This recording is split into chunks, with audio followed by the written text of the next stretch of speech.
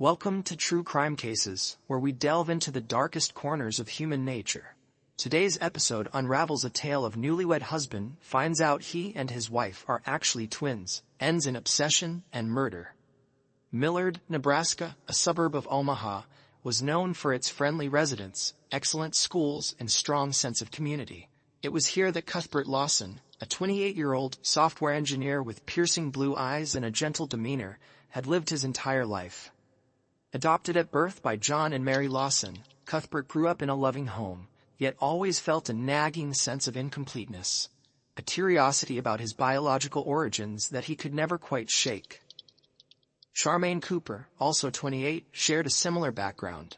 Raised by her adoptive parents, Robert and Erica Cooper, in the neighboring town of Elkhorn, Charmaine had a bubbly personality that masked her own questions about her past. With her auburn hair and infectious laugh, she captivated those around her, including Cuthbert when they first met at a local farmer's market in Omaha. Their connection was instant and electric. Both felt as if they had known each other their entire lives, attributing their ease with one another to their shared experience of being adopted. As their relationship blossomed, they reveled in the similarities they discovered.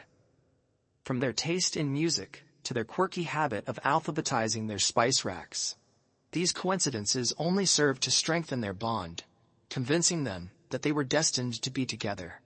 After a whirlwind romance that lasted just 6 months, Cuthbert proposed to Charmaine on a crisp autumn evening beneath the stars at Mahoney State Park.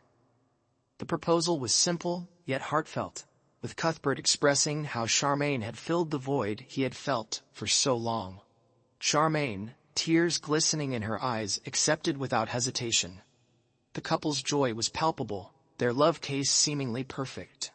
Their wedding, held at the picturesque Lauritsen Gardens in Omaha, was a celebration of their love and the bright future they envisioned together. Friends and family gathered to witness their union, marveling at how perfectly suited Cuthbert and Charmaine seemed for each other.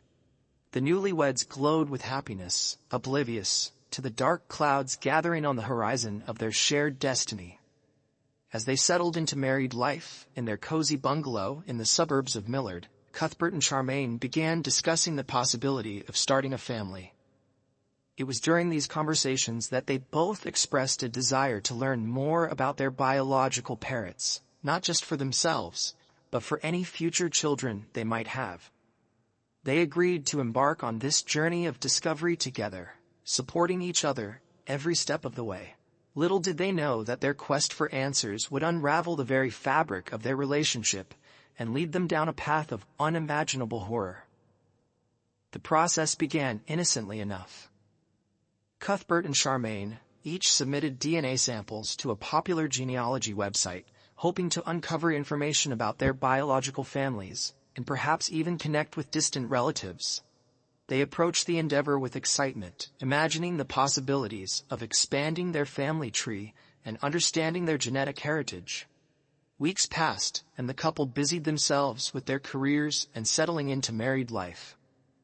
Cuthbert threw himself into a challenging new project at work, developing software for a local healthcare provider. His days were filled with coding and problem-solving, while his evenings were spent in domestic bliss with Charmaine. Charmaine, a talented graphic designer, took on several freelance assignments, her creativity flourishing in their new home office. Their evenings were filled with laughter and plans for the future as they decorated their home and discussed potential names for their future children. They hosted dinner parties for friends, joined a local book club, and volunteered at the community center. From the outside, their life seemed picture perfect, a testament to young love and the American dream. Then, on a quiet Sunday afternoon in late spring, as golden sunlight filtered through the curtains of their living room, Cuthbert received an email notification on his phone. The DNA results were in. With Charmaine by his side, he opened the email, his heart racing with anticipation. As they scrolled through the information, their excitement quickly turned to confusion, then disbelief, and finally, to utter horror. The results showed an impossibly high genetic match between Cuthbert and Charmaine. According to the DNA analysis, they were not just related, they were twins, separated at birth and reunited by a cruel twist of fate. The revelation hit them like a physical blow. Charmaine stumbled backward, her face drained of color, while Cuthbert stared at the screen, unable to comprehend the information before him. The room seemed to spin around them as the implications of this discovery sank in. "This can't be right," Charmaine whispered, her voice trembling. "There must be some mistake." Cuthbert, his hands shaking, reread the results multiple times, desperately searching for an error, an explanation, anything that could make sense of this impossible situation. But the numbers stared back at him, unyielding in their certainty. In the days that followed, Cuthbert and Charmaine grappled with a maelstrom of emotions. Shock gave way to denial, then to anger and revulsion. They couldn't bear to look at each other, each glimpse a reminder of the unintentional taboo they had committed. The home that had once been filled with love and laughter now echoed with silence and unspoken anguish. They reached out to the DNA testing company, hoping for clarification or reassurance that there had been a mix-up. But after a thorough review, the company confirmed the accuracy of the results. Cuthbert and Charmaine were indeed siblings, twins separated at birth. As the reality of their situation set in, the couple found themselves facing impossible questions. How could this have happened? Who were their biological parents? Why were they separated? And most pressingly, what were they supposed to do now? The strain on their relationship was immense. Charmaine retreated into herself, spending hours locked in their spare bedroom, alternating between fits of tears and long periods of catatonic silence. She couldn't reconcile the love she felt for Cuthbert with the knowledge that he was her brother. The physical intimacy they had shared now filled her with shame and disgust. Cuthbert, on the other hand, became obsessed with uncovering the truth about their origins. He spent sleepless nights poring over adoption records, birth certificates, and any scrap of information he could find about their biological parents. He created elaborate charts and timelines, pinning them to the walls of their home office, desperately trying to make sense of the twisted path that had led them to this point. As news of their situation spread through their tight-knit community, Cuthbert and Charmaine found themselves at the center of a storm of gossip and judgment. Friends and neighbors who had once celebrated their union now regarded them with a mix of pity and disgust. The whispers and sidelong glances followed them wherever they went, turning their once peaceful life into a waking nightmare. Charmaine, unable to bear the scrutiny and the constant reminders of their predicament, decided to move back in with her adoptive parents. The separation was painful but necessary. She needed space to process her emotions and figure out how to move forward. The adoption agency, in a misguided attempt to give the twins the best chance at life, had decided to separate them. They believed that by placing the infants with different families, they would avoid the complications that sometimes arose with adopting twins. This decision, made with good intentions, had set in motion the tragic events that would unfold years later. Cuthbert, left alone in their once happy home, threw himself even deeper into his research. He took a leave of absence from work, his days and nights blurring together as he obsessively pursued every lead, no matter how tenuous. As Cuthbert delved deeper into their shared past, he discovered a web of secrets and lies that spanned decades. Their biological mother, a young woman named Jennifer Davis, had given birth to twins in a small hospital in Lincoln, Nebraska, 28 years earlier. Overwhelmed and unable to care for two infants, she had made the heartbreaking decision to give them up for adoption. Cuthbert's obsession with their origins grew with each new piece of information he uncovered. He became convinced that finding their biological mother was the key to making sense of their situation. Perhaps, he reasoned, she could provide some explanation, some context that would help them come to terms with their inadvertent incest. Charmaine, however, wanted nothing more than to forget. She begged Cuthbert to stop his research, to let them move on and try to rebuild their lives separately. But Cuthbert couldn't let go. The more Charmaine pulled away, the more desperate he became to hold on to the connection they shared. As spring turned to summer, the atmosphere in Millard grew increasingly tense. Cuthbert's pursuit of the truth had become all-consuming, causing him to neglect his work and isolate himself from friends and family. Charmaine, unable to cope with the constant reminders of their situation, began staying with her adoptive parents full-time, returning to their shared home, only to collect more of her belongings. The community of Millard watched with a mix of fascination and horror as the Lawsons' marriage unraveled. Some expressed sympathy for the couple's plight, while others condemned them for continuing their relationship after learning the true truth. The local newspaper, the Millard Times, ran a series of articles on the case, further fueling the gossip and speculation that swirled around Cuthbert and Charmaine. As Cuthbert's obsession deepened, his behavior became increasingly erratic. He plastered the walls of their home with charts and timelines, tracing their biological family's history. He reached out to anyone who might have known Jennifer Davis, desperate for any information that could shed light on their situation. Charmaine, meanwhile, struggled to rebuild her life. She threw herself into her work, taking on more freelance projects than ever before. She began seeing a therapist, trying to process the trauma of discovering her true relationship with Cuthbert.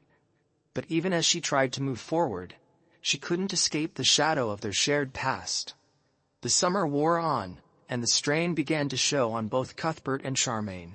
Cuthbert lost weight, his once healthy frame becoming gaunt and haggard. Dark circles formed under his eyes, a testament to his sleepless nights spent researching. Charmaine, too, showed signs of the stress she was under. Her usually vibrant personality dimmed, and she withdrew from social interactions, unable to bear the weight of others' judgments. As August approached, bringing with it the suffocating heat of a Nebraska summer, tensions reached a breaking point. Cuthbert, driven by his obsession and fueled by sleepless nights, convinced himself that Charmaine was the key to unlocking the final pieces of their shared history. He believed that if they could just confront their biological mother together, they could find some way to make sense of their situation. Charmaine, however, had different plans. She had finally made the difficult decision to file for divorce and move away from Nebraska altogether. She saw no future in continuing to dwell on their tragic circumstances and believed that a fresh start in a new place was her only chance at finding peace. On a sweltering August evening, as the sun dipped below the horizon and cast long shadows across the cornfields, Cuthbert made one last, desperate attempt to convince Charmaine to join him in his quest for answers. He drove to her parents' house, his mind racing with all the arguments he would make, all the reasons why they needed to face this together. As Cuthbert pulled up to the Cooper residence, the sun had fully set, casting the quiet suburban street into darkness, broken only by the warm glow of streetlights. The air was thick with humidity, promising a storm to break the oppressive heat. Cuthbert sat in his car for several long moments, gathering his courage and rehearsing what he would say to Charmaine. Inside the house, Charmaine was packing the last of her belongings, preparing for her move to Colorado the following day. She had found a job in Denver and was looking forward to starting fresh, away from the whispers and stares that had become a constant in Millard. Her parents, Robert and Erica Cooper, were helping her, their faces etched with concern for their daughter's well-being. The doorbell rang, shattering the quiet conversation in the living room. Charmaine froze, instantly knowing who it must be. She had been dreading this moment, knowing that a final confrontation with Cuthbert was inevitable, but hoping to avoid it nonetheless. Robert moved to answer the door, but Charmaine stopped him, insisting that she needed to handle this herself. With trembling hands, Charmaine opened the door to find Cuthbert standing on the porch, his eyes wild and pleading. The sight of him, disheveled, thinner than she remembered, with an air of desperation about him, sent a shiver down her spine. For a moment, neither spoke, the weight of their shared tragedy hanging between them like a physical presence. Cuthbert broke the silence first, his voice hoarse and urgent as he begged Charmaine to reconsider her decision to leave. He spoke of the progress he had made in tracking down their biological mother, insisting that they were close to getting the answers they so desperately needed. Charmaine listened, her heart breaking for the man she had once loved, the brother she never knew she had. As Cuthbert's pleas grew more insistent, Charmaine felt a surge of anger and frustration. She had spent months trying to come to terms with their situation, to find a way to move forward, while Cuthbert had become consumed by the past. In a voice that surprised her with its strength, she told Cuthbert that she was leaving, that she needed to find her own path to healing, away from the constant reminders of their shared trauma. Cuthbert's demeanor shifted at Charmaine's words. The desperation in his eyes hardened into something darker, more dangerous. He grabbed Charmaine's arm, insisting that she couldn't leave, that they were meant to be together. If not as husband and wife, then as brother and sister. The commotion drew Robert and Erica from the house, their protective instincts kicking in as they witnessed Cuthbert's agitated state. What happened next occurred in a blur of motion and emotion. As Robert attempted to intervene, Cuthbert, driven by a toxic mix of desperation and obsession, lashed out. In the struggle that ensued, Cuthbert produced a knife he had brought with him, its blade glinting in the porch light. Charmaine screamed, the sound piercing the quiet night air and alerting neighbors to the unfolding drama. In a moment of blind rage and anguish, Cuthbert plunged the knife into Charmaine's abdomen. The shock of his action seemed to freeze time, with all present unable to comprehend the horror of what had just occurred. Charmaine collapsed, her eyes wide with disbelief as she looked up at the man who had once been her husband, now revealed as both her brother and her attacker. The next few minutes were chaos. Erica rushed to Charmaine's side, desperately trying to stem the flow of blood, while Robert grappled with Cuthbert, wresting the knife from his grasp. Neighbors, drawn by the commotion, called 911, their frantic voices describing the scene to dispatchers as sirens wailed in the distance. Cuthbert, seemingly in a state of shock at his own actions, offered no resistance as Robert restrained him. He stared blankly at Charmaine's prone form, mumbling incoherently about fate and family. The arrival of the police and paramedics shattered the surreal tableau, bringing with it a flurry of activity as Charmaine was rushed to the hospital and Cuthbert was taken into custody. The news of the attack spread through Millard like wildfire, the shocking turn of events adding a new layer of tragedy to an already unbelievable case. Residents gathered in small groups on street corners and in coffee shops, struggling to make sense of how a love case that had once seemed so perfect could end in such violence. At the hospital, doctors worked tirelessly to save Charmaine's life. The knife had caused significant internal damage, and for hours, her fate hung in the balance. Robert and Erica Cooper maintained a vigil by her bedside, praying for their daughter's survival and struggling to comprehend how their family had become entangled in such a nightmare. Cuthbert, meanwhile, was held at the Douglas County Jail, the gravity of his actions slowly sinking in as the initial shock wore off. He alternated between periods of eerie calm and bouts of hysterical crying, repeatedly asking about Charmaine's condition and begging to see her.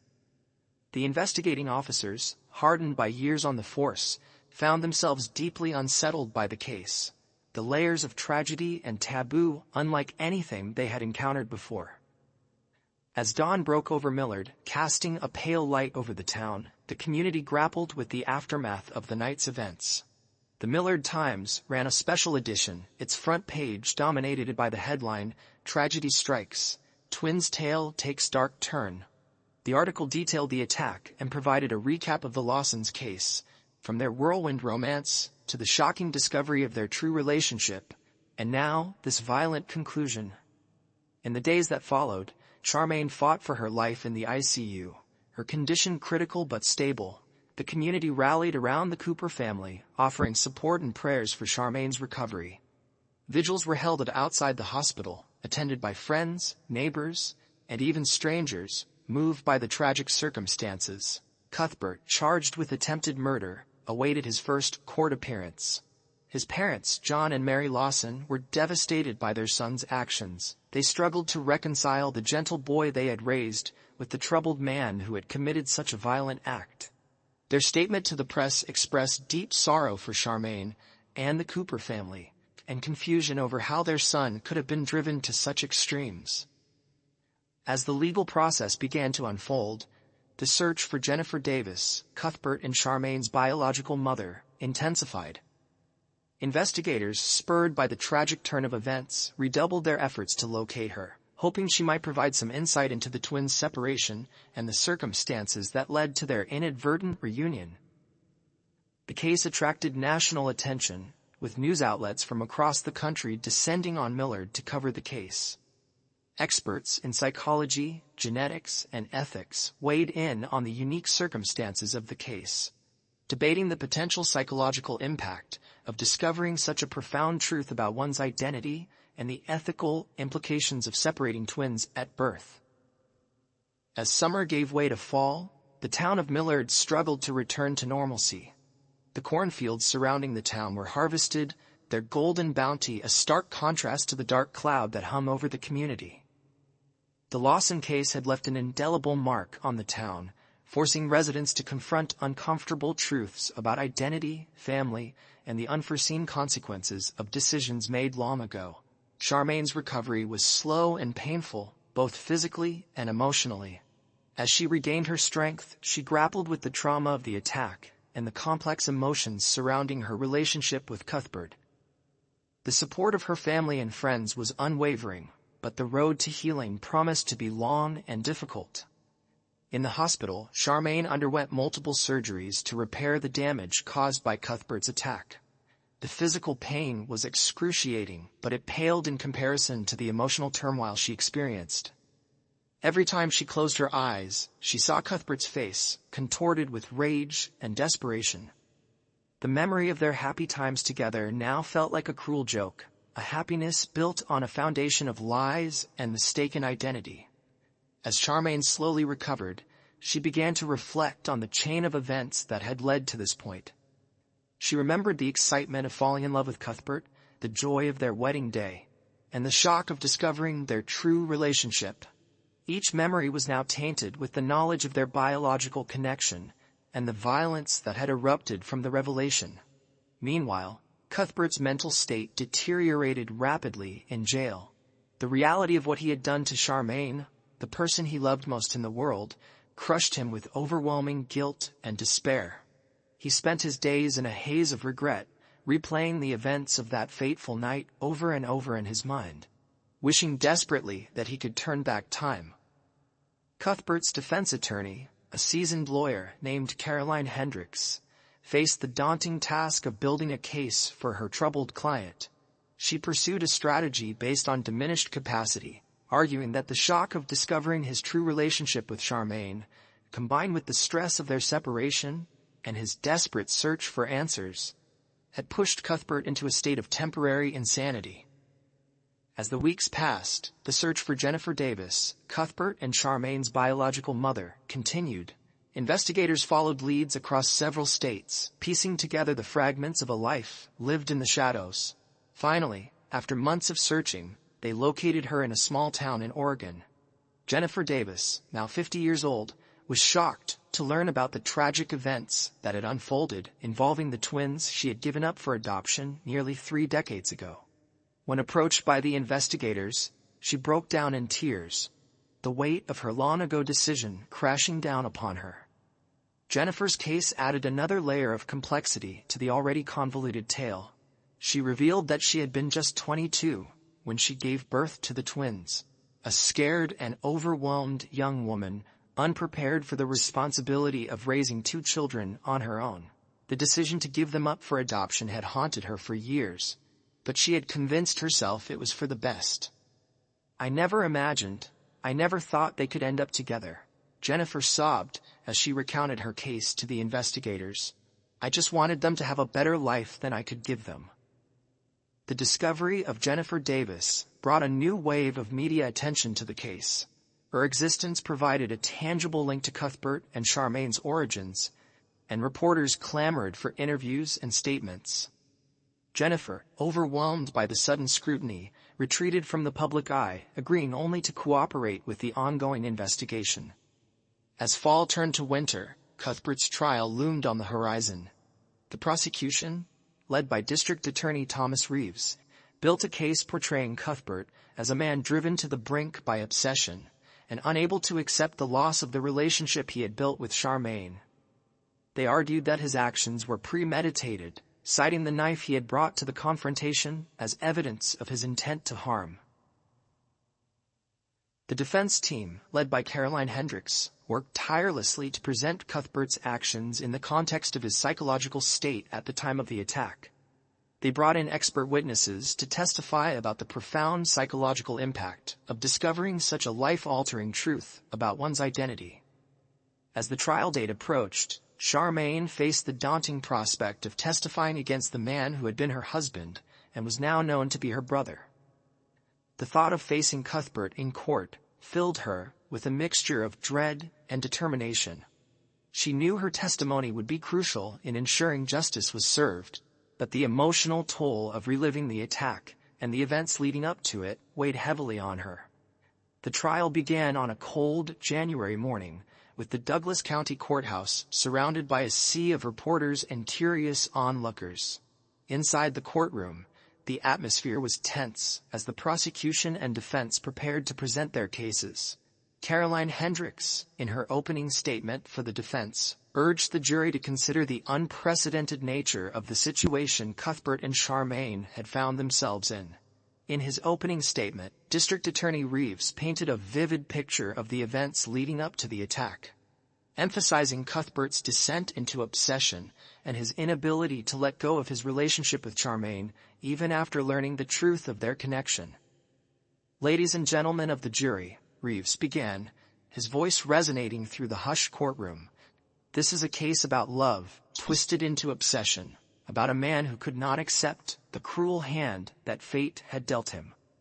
Cuthbert Lawson's actions were not just a crime of passion, but a premeditated act of violence against the very person he claimed to love most in this world. We ask you to put yourselves in Cuthbert Lawson's shoes," Hendricks implored. "Imagine discovering that the person you loved, the person you had built a life with, was actually your sibling. The psychological trauma of such a revelation is unimaginable. Cuthbert Lawson's actions, while tragic, were the result of a mind pushed beyond its limits, not the calculated moves of a cold-blooded criminal." As the trial progressed, a parade of witnesses took the stand. Friends and family members of both Cuthbert and Charmaine testified about the couple's relationship before the revelation, painting a picture of a loving, devoted pair whose world had been shattered by an unthinkable truth. Experts in genetics and psychology provided testimony about the rarity of cases like Cuthbert and Charmaine's and the potential psychological impact of such a discovery.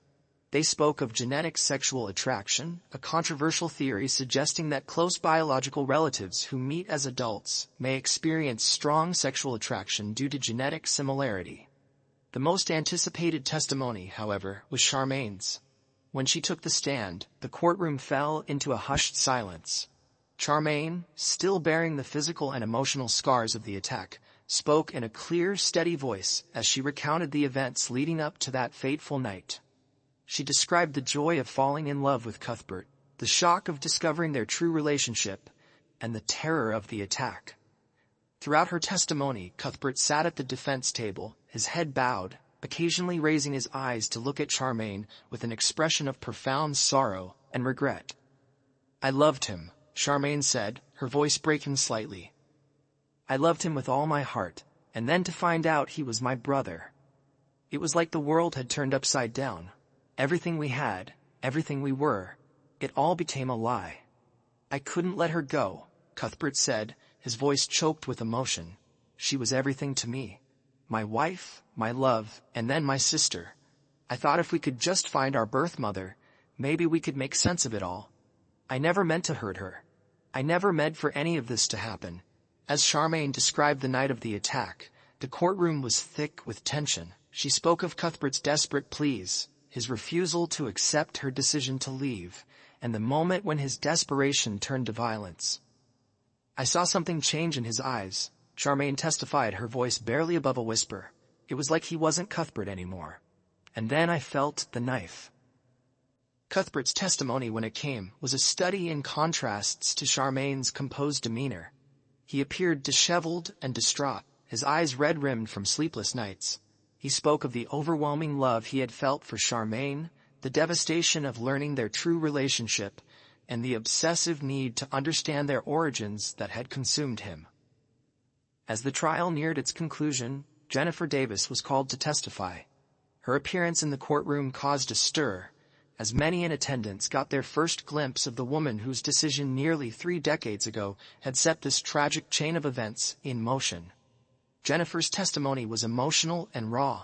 She spoke of her reasons for giving up the twins, her years of guilt and regret, and her shock at learning of the tragedy that had befallen her children. "If I had known, if I had any idea this could happen," Jennifer said, tears streaming down her face, "I thought I was giving them a better life. I never imagined it would lead to this." In their closing arguments, both the prosecution and defense made impassioned pleas to the jury. District Attorney Reeves emphasized the premeditated nature of Cuthbert's actions, urging the jury to deliver a guilty verdict to ensure justice for Charmaine.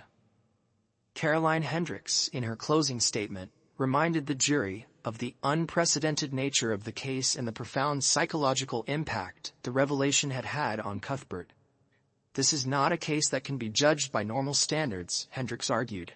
"The circumstances that led to this tragedy are so extraordinary, so beyond the realm of normal human experience, that they must be taken into account when considering Cuthbert Lawson's actions." As the jury retired to deliberate, a tense silence fell over the courthouse. The people of Millard, along with a nation that had become captivated by the tragic tale of the Lawson twins, waited with bated breath for the verdict. After 3 days of deliberation, the jury returned with their decision. As the foreman stood to deliver the verdict, Cuthbert gripped the edge of the defense table, his knuckles white with tension. Charmaine, seated with her family in the gallery, held her breath. In the case of the state of Nebraska versus Cuthbert Lawson on the charge of attempted murder, we find the defendant guilty. A collective gasp went through the courtroom. Cuthbert slumped in his chair, his face a mask of despair. Charmaine closed her eyes, a single tear rolling down her cheek. The judge, taking into account the extraordinary circumstances of the case, sentenced Cuthbert to 15 years in prison with the possibility of parole after 10 years. He also mandated extensive psychological treatment throughout Cuthbert's incarceration. As Cuthbert was led away in handcuffs, he turned for one last look at Charmaine. Their eyes met across the courtroom, a lifetime of love, pain, and regret passing between them in that final glance.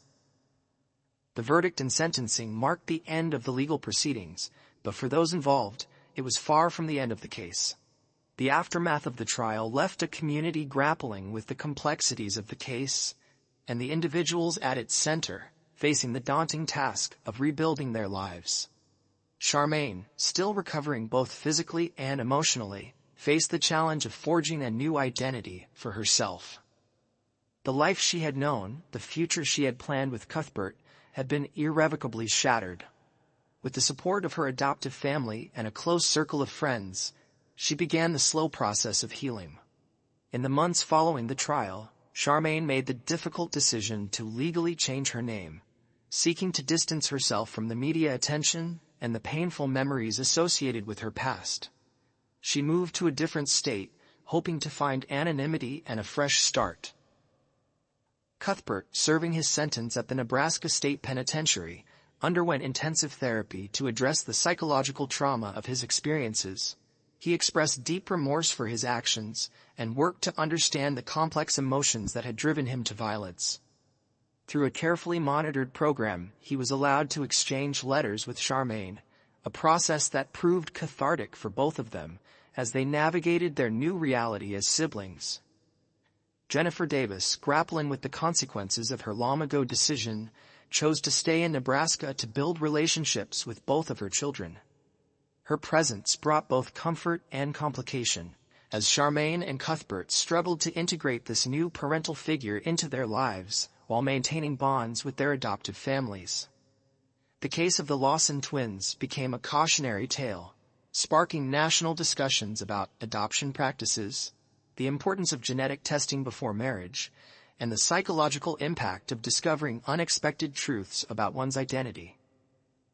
Documentaries were made, books were written, and the case became a staple in ethics and psychology courses across the country. In Millard, the community slowly began to heal from the shock of the events that had unfolded in their midst. The case had forced residents to confront uncomfortable truths about the nature of family, identity, and the unforeseen consequences of well-intentioned actions. Support groups formed for adoptees and their families, providing a safe space to discuss the complex emotions and challenges associated with adoption. As years passed, Charmaine found a new purpose in life. Drawing from her own experiences, she became an advocate for adoptee rights and mental health awareness. She wrote a memoir detailing her journey, which became a bestseller and helped others facing similar challenges. While she never fully escaped the shadow of her past, she found strength in using her case to help others. Cuthbert, from behind prison walls, dedicated himself to education and self-improvement. He earned a degree in psychology, hoping to one day use his experience to help others facing identity crises or struggling with obsessive behaviors. His case became a subject of study in criminal psychology, with researchers examining the complex interplay of nature, nurture, and circumstance that had led to such a tragic outcome. Jennifer Davis, in an attempt to make amends for her past decisions, became an advocate for adoption reform. She worked tirelessly to promote policies that would prevent similar situations from occurring in the future, pushing for more comprehensive background checks and genetic testing in adoption processes. The Lawson case also had far-reaching implications for adoption agencies and fertility clinics across the country. New protocols were implemented to ensure that biological siblings were not inadvertently placed with families in the same geographical area. Genetic testing before marriage became more commonplace, especially among adoptees, as people became more aware of the potential risks of unknown biological relationships. As Cuthbert's release date approached, the town of Millard once again found itself grappling with complex emotions. Some residents advocated for forgiveness and second chances, while others expressed concern about his return to the community. Charmaine, who had maintained limited contact with Cuthbert throughout his incarceration, faced the difficult decision of how to proceed with their relationship once he was free. The case of the Lawson twins served as a powerful reminder of the complexities of human relationships, the far-reaching consequences of decisions made in the past, and the resilience of the human spirit in the face of unimaginable challenges. It forced society to confront uncomfortable truths about identity, family, and the sometimes blurry lines between love and obsession. In Millard, Nebraska, the cornfields continued to grow and be harvested, the seasons changed, and life went on. But beneath the surface of everyday routines, the impact of the Lawson case lingered, a testament to the profound ways in which a single case can shape a community and challenge societal norms. As the 10th anniversary of the fateful night approached, plans were made for a community gathering to reflect on the lessons learned and the changes implemented in the wake of the Lawson case. It was to be a somber yet hopeful event, symbolizing the town's journey from shock and division to understanding and healing. Charmaine, now a respected counselor and advocate, was invited to speak at the event. As she prepared her speech, she reflected on the long and painful journey that had brought her to this point. The scars, both physical and emotional, remained, but they had also become a source of strength and wisdom. Cuthbert, nearing the end of his sentence, awaited news of his parole hearing with a mixture of hope and trepidation. The prospect of freedom was both exhilarating and terrifying, as he wondered how he would be received by a world that had changed so much during his incarceration. Jennifer Davis, having formed tentative relationships with both of her children, continued her work in adoption reform, her efforts a testament to her determination to create something positive from the tragedy that had unfolded. As the sun set over the Nebraska plains, casting long shadows across the land, the town of Millard stood as a testament to the complex nature of human experience.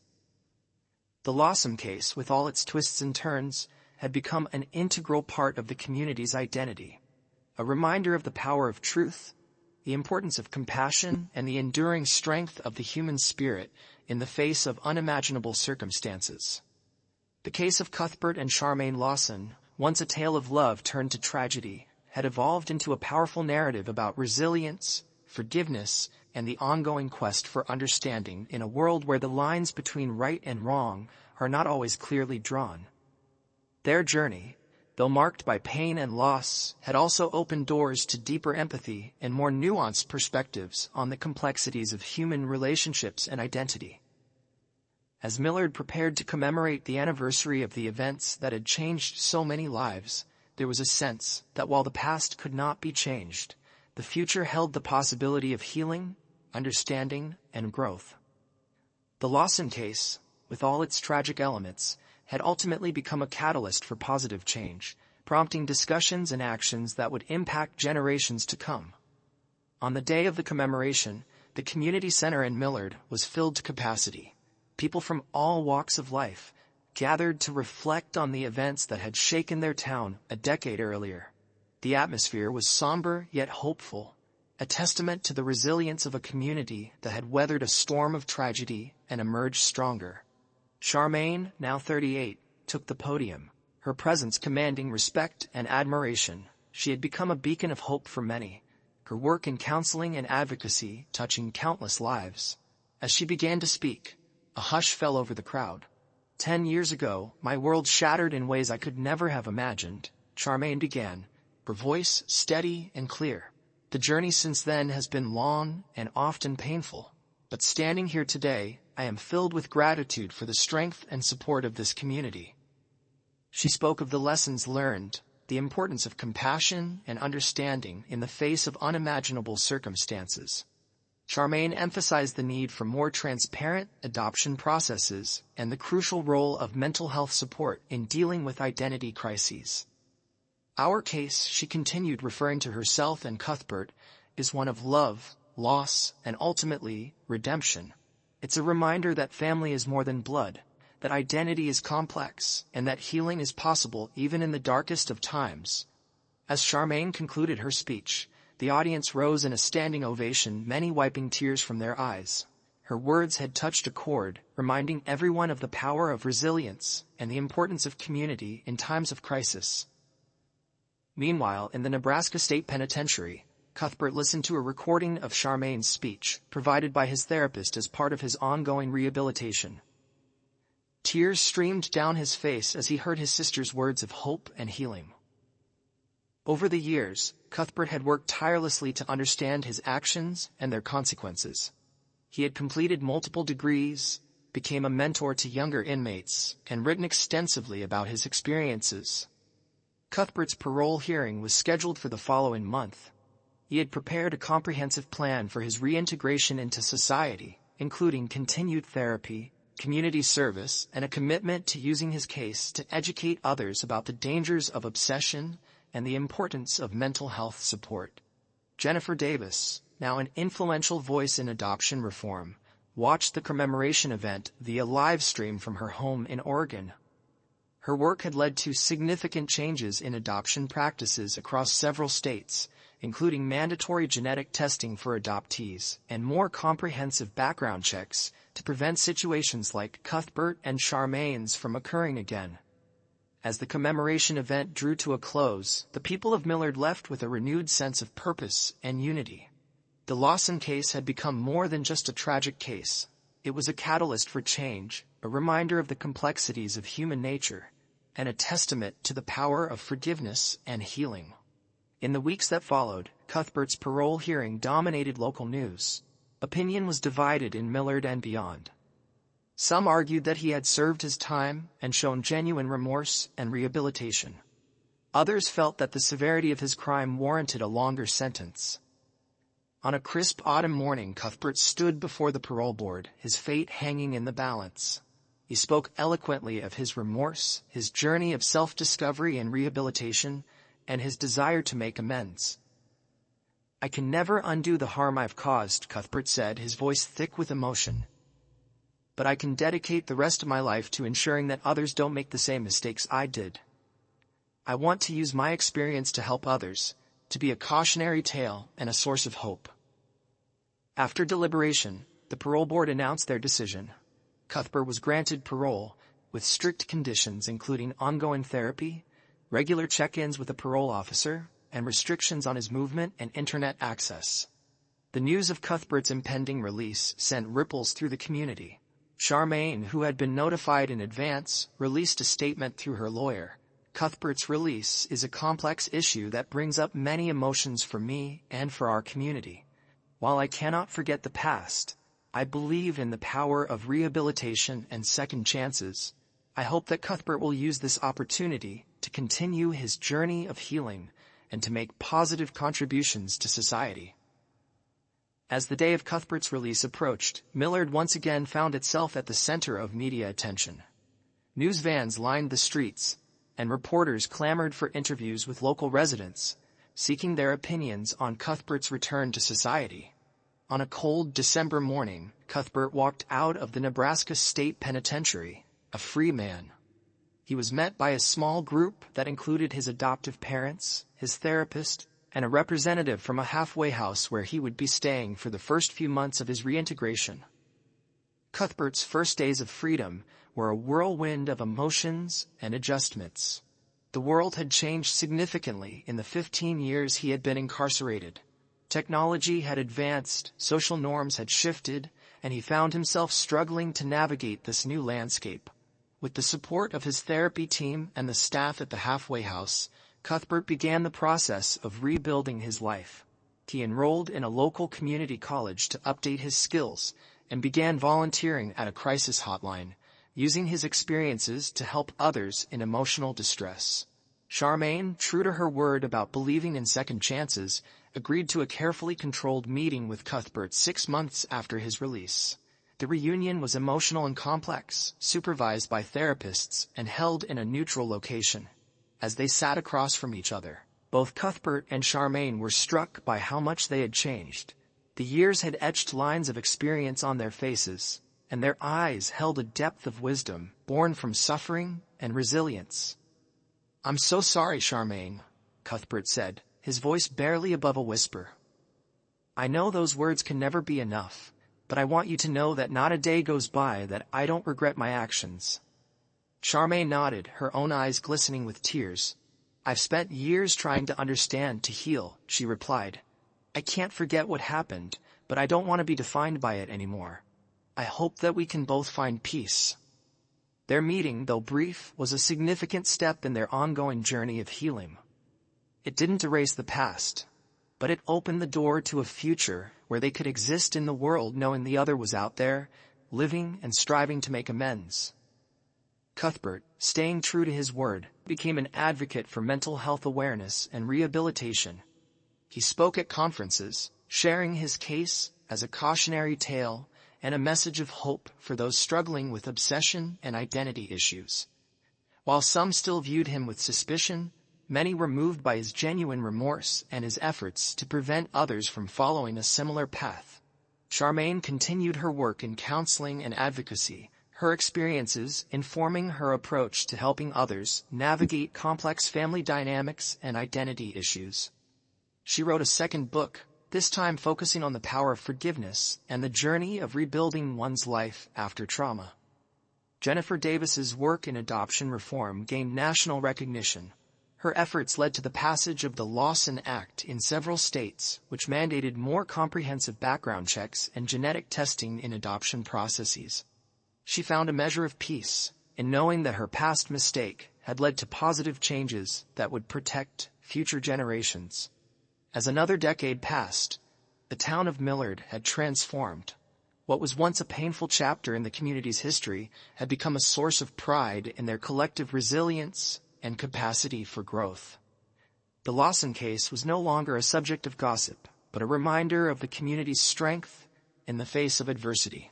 On the 20th anniversary of the events that had changed their lives forever, Cuthbert, Charmaine, and Jennifer agreed to a joint interview, their first and only public appearance together. The interview, broadcast nationally, was a powerful testament to the human capacity for forgiveness, growth, and the complex nature of family bonds. As they sat together, three individuals whose lives had been inextricably linked by fate and choices made long ago, there was a palpable sense of the journey they had undertaken. They spoke of pain and regret, of healing and hope, and of the lessons they hoped others could learn from their experiences. "Family is more than blood," Charmaine said, looking at both Cuthbert and Jennifer. "It's about love, understanding, and sometimes forgiveness. Our case is unique, but the struggles we faced with identity, with acceptance, with moving forward from the past, those are universal. Cuthbert nodded in agreement. We can't change the past, he added, but we can choose how we move forward. Every day is a chance to make better choices, to be better people. Jennifer, her face etched with lines of both sorrow and wisdom, concluded, if our case can help even one person, if it can prevent another family from experiencing what we've gone through, then perhaps some good can come from all of this pain. In Millard, Nebraska, life continued. The cornfields swayed in the breeze, children played in parks, and neighbors greeted each other on the streets.